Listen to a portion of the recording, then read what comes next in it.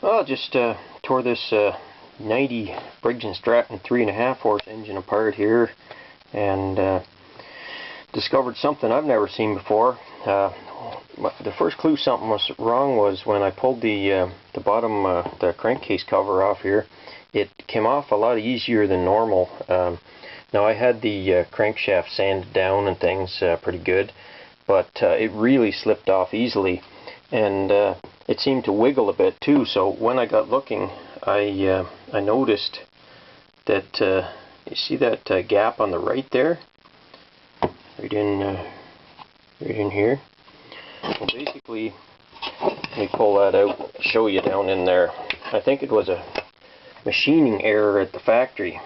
If you can see that on this side here, all the way down, it's, the camera's going to focus on that or not, there's parallel machining marks, and it looks like instead of the hole for the shaft being circular, it's got a big clearance space on that side. It's over 1/16 of an inch. You can see it there on the right.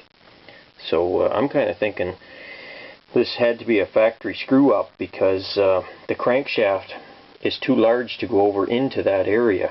So it was done from a cutter at the factory. I'm assuming they would machine all the bases, and maybe it took place during a tool change or a machine setup or something, but I'm rather surprised that this engine even ran that way, that it wasn't leaking oil out the bottom end. But as you can see, there's no big oil stain or anything. I haven't cleaned it off with Varsol or anything, so amazingly the engine actually seemed to run okay with a partial bottom crankshaft bearing there. So the rest of the engine, I mean, I'll show you the crankshaft. You can see there, it's it might look like it's scratched up or something, but it's really not. It's smooth to when you run your fingernail across it and that. So quite amazingly that this engine seemed to keep running, and